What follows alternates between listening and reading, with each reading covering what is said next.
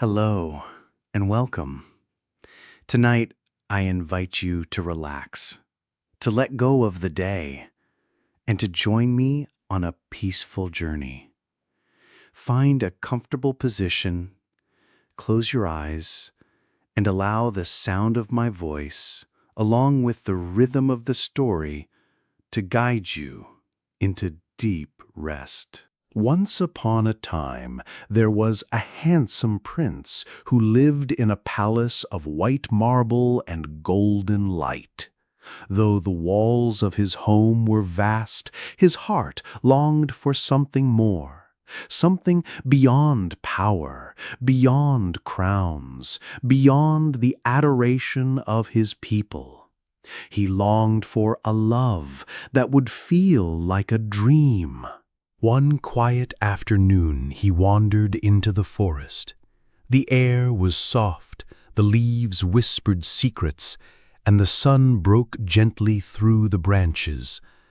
And there, in the hush of nature, he saw her, a young woman, simple yet radiant, standing beside a stream. Her laughter was like the rippling of water, her gaze like the glow of starlight. In that single moment, the prince's world shifted. He returned to her again and again, each meeting like a page of a secret story only the two of them knew. With every word they shared, with every smile exchanged, the prince felt a warmth he had never known.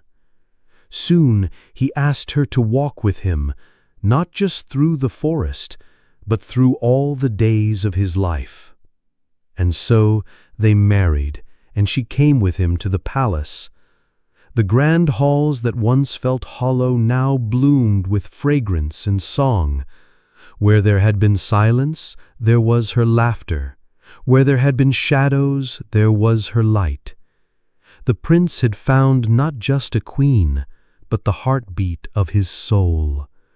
Yet not every heart rejoiced. His brother, equal in age but not in spirit, looked upon her beauty and felt envy rise like a storm. Desire poisoned his thoughts, and jealousy turned him cruel. In secret, he plotted against the prince. But love has a strength sharper than any blade. The truth was revealed, the betrayal laid bare. The brother was sent away, leaving the lovers untouched, safe in the palace of their dreams. And so, night after night, the prince and his beloved walked the palace gardens under silver moonlight. He would hold her close, whispering promises against the still air, while she leaned into him as though she had always belonged there. Together, they created a world where time seemed slower, where every heartbeat was a melody and every glance a vow. The kingdom adored them, but more than that, they adored each other.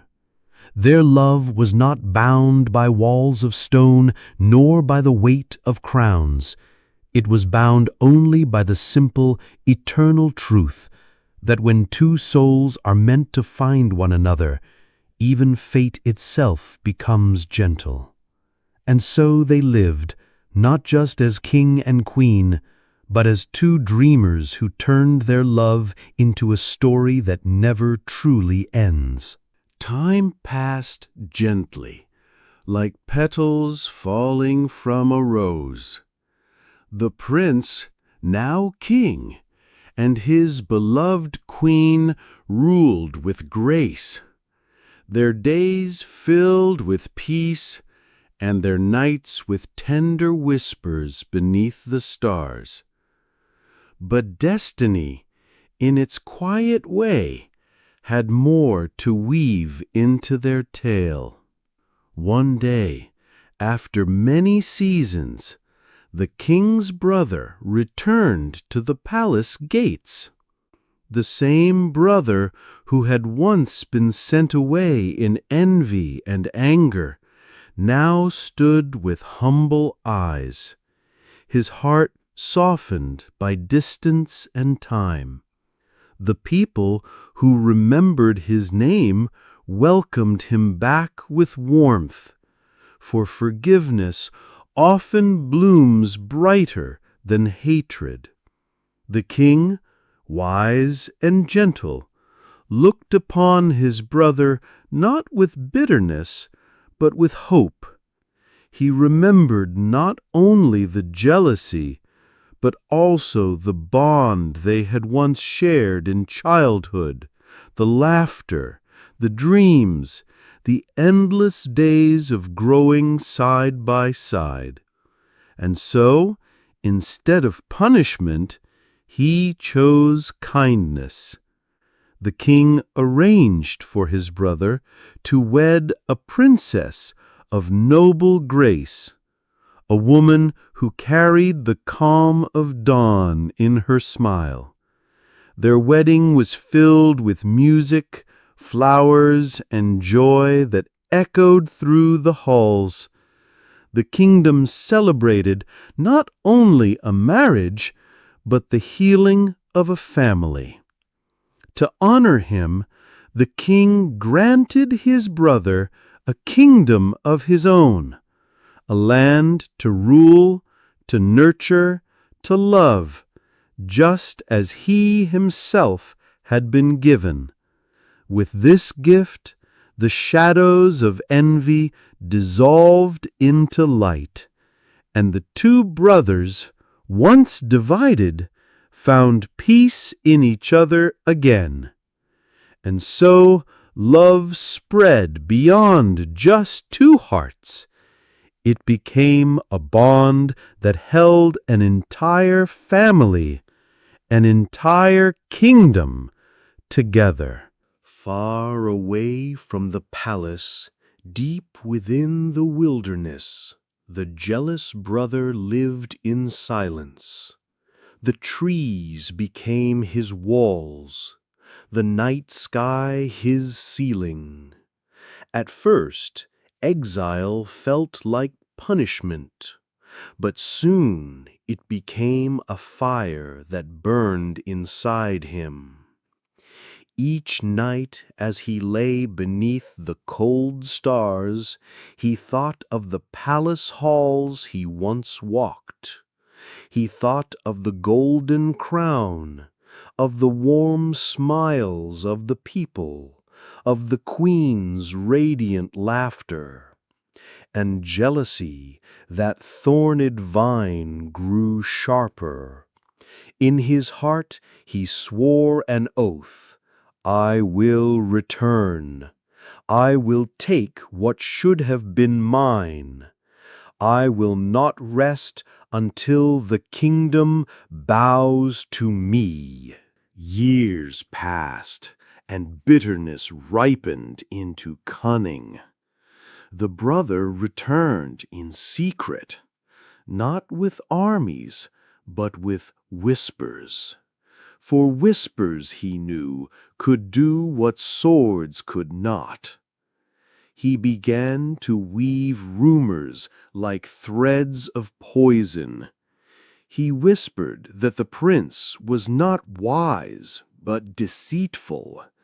He whispered that the prince had stolen the throne. He whispered that the queen was unworthy, and that together they had tricked the kingdom with false kindness. The rumors spread like smoke through the kingdom, thin, invisible, yet suffocating. People began to wonder. Doubt crept into their hearts like frost into flowers, and slowly the warmth of their love for the prince began to dim. At first, the prince ignored the lies. His heart was gentle, and he believed truth would always shine brighter than falsehood. But lies, once rooted, grow faster than truth. The people who once smiled began to turn away. The voices that once cheered his name began to whisper in doubt. And then the cruelest wound of all, the council, swayed by rumors, declared that the prince and his queen could no longer remain. The palace gates, which once welcomed him with open arms, now closed with cold indifference. And with only each other, the prince and his beloved were cast out into the night. But love is a crown no exile can take away. Though the prince had lost his throne, he had not lost her. Together they wandered the quiet roads. At night, when the stars rose, she would rest her head upon his shoulder, and he would whisper, "Even if the world rejects us, I will love you until my last breath." In small cottages, in wildflower fields, by the banks of rivers, they created their own kingdom of love. Their laughter was softer now, but purer. Their hearts, though tested by sorrow, grew stronger with every moment shared. And in those moments, the prince realized that he had not lost everything. For while the brother held a throne, he held something greater, her hand, her heart, her eternal love. Back in the palace, the brother claimed the throne. The crown, heavy with jewels, rested upon his head. He walked the halls with triumph, sat upon the throne with pride. At last, he thought, the kingdom was his. But though he had the throne, he had no love. Though he wore the crown, he carried only emptiness. For respect bought by lies is fragile, and love built on envy is hollow. The palace echoed once more with silence. The people obeyed, yes, but their smiles were gone. Their hearts, once filled with warmth for their true prince, beat now in cold rhythm. And the brother, though king in name, felt only loneliness. Time flowed gently, and in their quiet exile, a miracle bloomed. The queen, radiant as the morning sun, gave birth to a son. The cottage, once humble, now shimmered with laughter. The prince held the tiny child in his arms, his heart overwhelmed. The weight of the crown was forgotten, for in his arms he carried not power, not glory, but life itself. The baby's small hands reached toward the prince's face, and he whispered, "My little star, you are the light I never knew I needed." The queen watched them with tears of joy, her heart filled with love so vast it could drown all sorrow. The days became sweet with laughter. The prince and queen walked through meadows with their child. They sang him lullabies by rivers and told him stories under starlight. Every smile, every first laugh, every tiny step was a treasure. In those moments, exile no longer felt like punishment. It felt like freedom. Freedom to love without masks, to live without walls. The queen, leaning against the prince as their child slept, whispered, "Perhaps this is the kingdom we were always meant to rule, the kingdom of the heart." And the prince kissed her forehead, believing for a moment that perhaps she was right. But the queen's heart was strong, and her love carried not only gentleness, but also fire. One evening, as their child slept between them, she looked into her husband's eyes. "You are the true king," she said, "not because of crowns, but because of the honesty in your soul. Why should lies steal what is yours?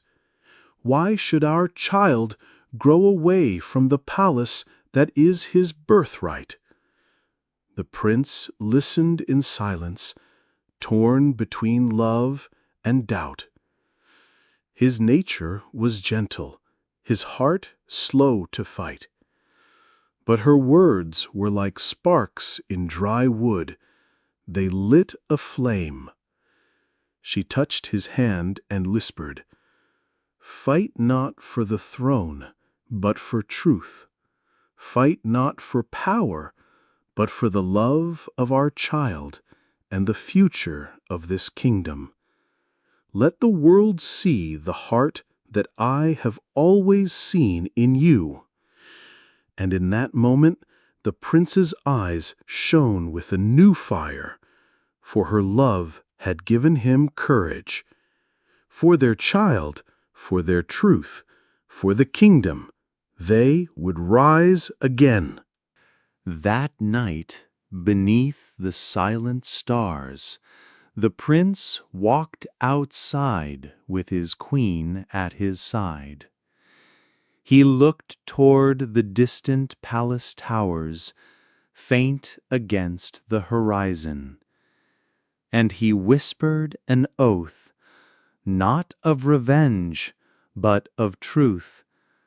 "I will return, not for myself, not for crowns, but for love, for our child, for our people, for you." The queen placed her hand upon his heart, and together they stood as the wind carried their vow to the heavens. The night sky above them glittered with countless stars, as though the universe itself had blessed their promise. The days of waiting were over. The prince, guided by love and truth, began to weave his plan. He gathered loyal friends, those who still remembered his kindness and honesty. Quietly, in the shadows of the forest, he built an army, not of greed, but of hope. By the firelight, maps were drawn, strategies whispered. The queen stood beside him, her eyes steady, her courage unshaken. She was no longer just his beloved.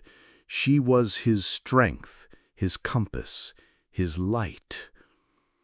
And their son, cradled in her arms, became the silent promise of what they fought for, the future. When the dawn came, the prince and his followers marched toward the kingdom. The people saw him not as an exile, but as a hero returned. They remembered his honesty, his compassion, his wisdom. Their voices rose like thunder. "Our true prince has returned." His brother, the false king, trembled upon his throne. He had ruled with lies, and now those lies cracked beneath the weight of truth. the prince entered the palace gates, not with blind fury, but with a calm strength. His army surrounded the walls, but his voice carried farther than any sword. "Brother," he called, "you do not need to fear my hand. Fear only the truth you have hidden." The court, the people, the kingdom, all waited. The brother's pride melted beneath their gaze. He fell to his knees, his voice breaking. "Forgive me. Jealousy blinded me. I took from you what was never mine." Silence fell. The world seemed to hold its breath. The prince looked at his brother, not with anger, but with sorrow. And then he spoke, his words soft yet strong. "Brother, your betrayal wounded me, but hatred cannot heal. Only forgiveness can." He extended his hand. The brother wept openly, clutching it like a drowning man to a rope.